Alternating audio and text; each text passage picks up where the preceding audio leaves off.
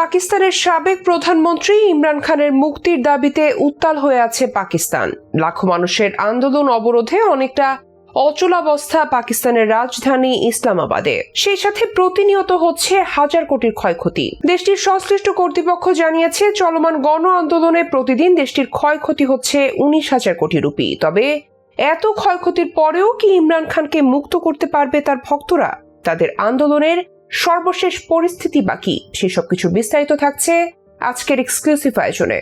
পাকিস্তানের সাবেক প্রধানমন্ত্রী ইমরান খানের মুক্তির দাবিতে রাজধানী ইসলামাবাদকে চারদিক থেকে ঘিরে ফেলেছে তার সমর্থকেরা। একই সাথে দেয়া হচ্ছে সরকার পতনের স্লোগান। এই আন্দোলনে যোগ দেওয়া ইমরান খানের স্ত্রী বুশরা বিবি বলেছেন, তিনি ইমরানকে নিয়েই ঘরে ফিরবেন। এদিকে পিটিআই এর লাখো নেতাকর্মীর জনস্রোতে ইসলামাবাদ পুরোই স্থবির অবস্থা। কারাবন্দী ইমরান খানের এই চূড়ান্ত গণবিক্ষোভের ডাকে পাকিস্তানের অনেক আর্থিক ক্ষতি হচ্ছে বলে জানাচ্ছেন পাকিস্তানের অর্থমন্ত্রী। বিরোধী দলের ডাকা বিক্ষোভ এবং অবরোধের ফলে পাকিস্তানে প্রতিদিন প্রায় 19,000 কোটি রুপি ক্ষতি হচ্ছে, এমনটি দাবি করেছেন দেশটির অর্থমন্ত্রী মোহাম্মদ আওরঙ্গজেব।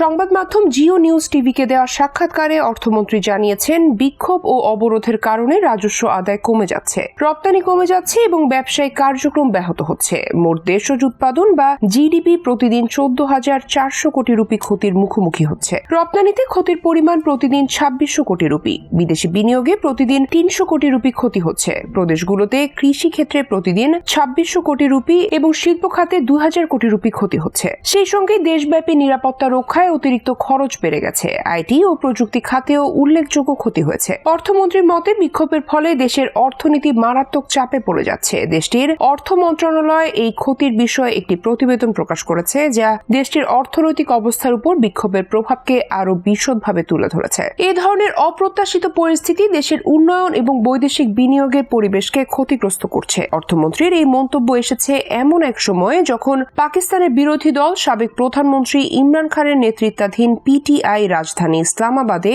ডিচক অঞ্চলে মরণপণ আন্দোলনের প্রস্তুতি নিচ্ছে। কারাবন্দী ইমরান খান সহ দলের নেতাকর্মীদের মুক্তি, নির্বাচনে কারচুপি, 26তম সংবিধান সংশোধনীর বিরুদ্ধে উত্তাল হয়ে উঠেছে এই আন্দোলন। 26 নভেম্বর পাকিস্তানে কারাবন্দী সাবেক প্রধানমন্ত্রী ইমরান খানের সমর্থকদের সঙ্গে নিরাপত্তা বাহিনীর ব্যাপক সংঘর্ষ হয়েছে। এতে এক পুলিশ সদস্য ও 4 রেঞ্জার্স কর্মী নিহত হওয়ার খবর পাওয়া গেছে। শতাধিক পুলিশ সহ আহত হয়েছে বহু মানুষ। সংসদে পদযাত্রা ও মুক্তির দাবিতে ইমরান খানের অবস্থান কর্মসূচির আহ্বান জানানোর পর গত 2 দিন ধরে কার্যত অবরুদ্ধ হয়ে পড়ে দেশটির রাজধানী ইসলামাবাদ। দেশ জুড়ে নেওয়া হয় কঠোর নিরাপত্তা ব্যবস্থা।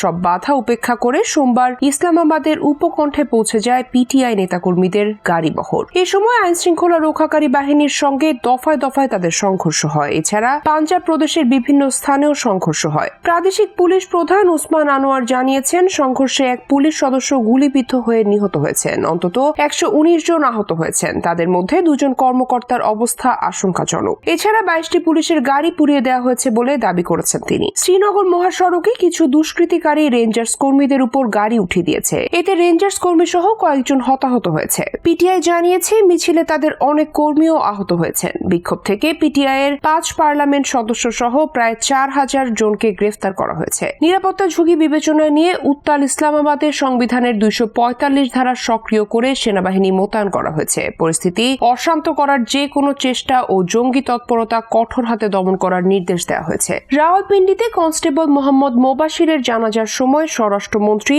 মোহসিন নাকভি বলেছেন, পুলিশ সদস্যদের মৃত্যুর জন্য দায়ীদের বিচারের মুখোমুখি করা হবে। বর্তমান বিক্ষোভকে চূড়ান্ত ডাক বলে অভিহিত করেছেন ইমরান খান। পিটিআই জানিয়েছে, এটি তার মুক্তির দাবিতে আয়োজিত অনেকগুলোর মধ্যে একটি। গত বছরের আগস্টে তিনি কারাবন্দী হওয়ার পর থেকে এই ধরনের পদক্ষেপ নেওয়া হচ্ছে। ইমরান খানের স্ত্রী বুশরা বিবি এবং খাইবার পাখতুনখোয়া প্রদেশের মুখ্যমন্ত্রী আলী আমিন গান্ডাপুরের নেতৃত্বে একটি মিছিল সোমবার রাতে ইসলামাবাদের বাইরে পৌঁছায়। ইসলামাবাদের ডি চকে জমায়েত হওয়ার কথা থাকলেও পুলিশি বাধায় তারা শহরে ঢুকতে পারেনি। পিটিআই নেতা আসিম আবরার বলেছেন, ঠান্ডার মধ্যে তাদের এই পদযাত্রা কঠিন হয়ে পড়েছে।